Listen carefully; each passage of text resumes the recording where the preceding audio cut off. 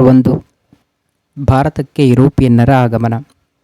ಈ ಅಧ್ಯಾಯದಲ್ಲಿ ನಾವು ಕಲಿತುಕೊಳ್ಳತಕ್ಕಂಥ ಪ್ರಮುಖವಾದ ಅಂಶಗಳು ಯಾವುವೆಂದರೆ, ಭಾರತವು ಯುರೋಪಿಯನ್ನರೊಂದಿಗೆ ಹೊಂದಿದ್ದ ವ್ಯಾಪಾರ ಮತ್ತು ವಾಣಿಜ್ಯ ಸಂಬಂಧ, ಭಾರತಕ್ಕೆ ವ್ಯಾಪಾರಕ್ಕಾಗಿ ಬಂದ ಯುರೋಪಿಯನ್ನರ ರಾಜಕೀಯ ಏಳಿಗೆಯ ಹಿನ್ನೆಲೆ, ಕರ್ನಾಟಿಕ್ ಯುದ್ಧಗಳು, ಪ್ಲಾಸಿ ಕದನ, ಬಕ್ಸರ್ ಕದನ, ದ್ವಿಪ್ರಭುತ್ವ ಪದ್ಧತಿ, ಬ್ರಿಟಿಷರ ಆಕ್ರಮಣ. ಭಾರತ ಮತ್ತು ಯುರೋಪಿನ ನಡುವೆ ಪ್ರಾಚೀನ ಕಾಲದಿಂದಲೂ ವ್ಯಾಪಾರ ಮತ್ತು ವಾಣಿಜ್ಯ ಸಂಬಂಧಗಳು ಏರ್ಪಟ್ಟಿದ್ದವು.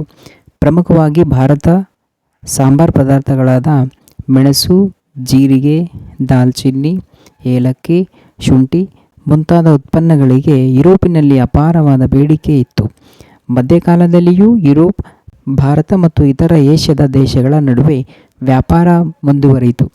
ಏಷ್ಯಾದ ಸರಕುಗಳು ಅರಬ್ ವರ್ತಕರು ಪೂರ್ವ ರೋಮನ್ ಸಾಮ್ರಾಜ್ಯದ ರಾಜಧಾನಿಯಾದ ಕಾನ್ಸ್ಟಾಂಟಿನೋಪಲ್ ನಗರಕ್ಕೆ ತಲುಪಿಸುತ್ತಿದ್ದರು. ಅಲ್ಲಿಂದ ಇಟಲಿಯ ರೋಮನ್ ಸಾಮ್ರಾಜ್ಯದ ವರ್ತಕರು ಅವುಗಳನ್ನು ಕೊಂಡು ಯುರೋಪಿನ ದೇಶಗಳಲ್ಲಿ ಮಾರುತ್ತಿದ್ದರು. ಹೀಗೆ ಕಾನ್ಸ್ಟಾಂಟಿನೋಪಲ್ ಅಂತಾರಾಷ್ಟ್ರೀಯ ಸರಕು ವಿನಿಮಯ ಕೇಂದ್ರವಾಗುವ ಮೂಲಕ ಯುರೋಪಿನ ವ್ಯಾಪಾರದ ಹೆಬ್ಬಾಗಿಲೆಂದೇ ಪರಿಗಣಿಸಲ್ಪಟ್ಟಿತು. ಏಷ್ಯಾ ದೇಶಗಳ ವ್ಯಾಪಾರದ ಮೇಲೆ ಅರಬ್ಬರು ಏಕಸ್ವಾಮ್ಯ ಸಾಧಿಸಿದ್ದಾರೆ. ಯುರೋಪಿನ ದೇಶಗಳ ವ್ಯಾಪಾರದ ಮೇಲೆ ಇಟಲಿಯ ವರ್ತಕರು ಏಕಸ್ವಾಮ್ಯ ಸಾಧಿಸಿದ್ದರು ಮತ್ತು ಏಷ್ಯಾದ ಸರಕುಗಳು ಇಟಲಿಯ ವರ್ತಕರಿಗೆ ಒಳ್ಳೆಯ ಲಾಭವನ್ನೇ ತಂದುಕೊಡುತ್ತಿದ್ದವು. ಕಾನ್ಸ್ಟಾಂಟಿನೋಪಲ್ ನಗರದ ನಾಶ. ಏಷ್ಯಾ ಮತ್ತು ಯುರೋಪ್ ನಡುವಿನ ವ್ಯಾಪಾರ ಮತ್ತು ವ್ಯವಹಾರಗಳು ಕಾನ್ಸ್ಟಾಂಟಿನೋಪಲ್ ನಗರದ ಮೂಲಕ ನಡೆಯುತ್ತಿತ್ತು.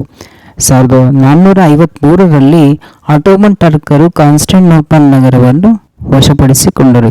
ಇದರಿಂದಾಗಿ ಆ ನಗರವನ್ನು ಸಂಧಿಸುವ ಎಲ್ಲ ವ್ಯಾಪಾರ ಮಾರ್ಗಗಳು ಟರ್ಕರ ನಿಯಂತ್ರಣಕ್ಕೆ ಹೋದವು. ಹೊಸದಾಗಿ ಸಿಕ್ಕ ಅವಕಾಶದಿಂದ ಟರ್ಕರು ಈ ಮಾರ್ಗದ ವ್ಯಾಪಾರದ ಮೇಲೆ ತೀವ್ರತರದ ತೆರಿಗೆಗಳನ್ನು ವಿಧಿಸತೊಡಗಿದರು. ಇದರ ಪರಿಣಾಮವಾಗಿ ವರ್ತಕರಿಗೆ ಈ ಮಾರ್ಗದ ವ್ಯಾಪಾರವು ಲಾಭದಾಯಕವಾಗಿ ಪರಿಗಣಿಸಲಿಲ್ಲ. ಇದೇ ವೇಳೆಯಲ್ಲಿ ಇಟಲಿಯ ವರ್ತಕರ ಏಕಸ್ವಾಮ್ಯವನ್ನು ಮುರಿಯಲು ಸ್ಪೇನ್, ಪೋರ್ಚುಗಲ್ ಮೊದಲಾದ ಯುರೋಪಿನ ದೇಶಗಳ ರಾಜರು ಹೊಸ ಸಮುದ್ರ ಮಾರ್ಗವನ್ನು ಹುಡುಕಲು ಸಾಹಸಿ ನಾವಿಕರನ್ನು ಪ್ರೋತ್ಸಾಹಿಸಿದರು. ಇದಕ್ಕೆ ಪೂರಕವಾಗಿ ಹೊಸ ವೈಜ್ಞಾನಿಕ ಆವಿಷ್ಕಾರಗಳಾದ ದಿಕ್ಸೂಚಿ, ಆಸ್ಟ್ರೋಲ್ಯಾಬ್, ಸಿಡಿಮದ್ದು ಮೊದಲಾದವುಗಳು ನೆರವಿಗೆ ಬಂದವು. ಭಾರತಕ್ಕೆ ಹೊಸ ಜಲಮಾರ್ಗ.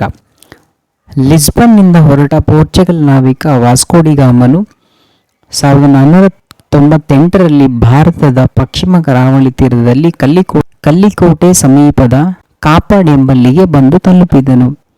ಈ ಮೂಲಕ ಭಾರತ ಹಾಗೂ ಯುರೋಪ್ ನಡುವೆ ಹೊಸ ಜಲಮಾರ್ಗವನ್ನು ಕಂಡುಹಿಡಿಯುವಲ್ಲಿ ಯಶಸ್ವಿಯಾದರು. ವಾಸ್ಕೋ ಡಿ ಗಾಮನು ಕಂಡುಹಿಡಿದ ಈ ಜಲಮಾರ್ಗವು ಸುಮಾರು ವರ್ಷಗಳ ಕಾಲ ಭಾರತ ಮತ್ತು ಯುರೋಪ್ ನಡುವಿನ ವ್ಯಾಪಾರ ಮಾರ್ಗವಾಗಿ ಮಾರ್ಪಟ್ಟಿತು.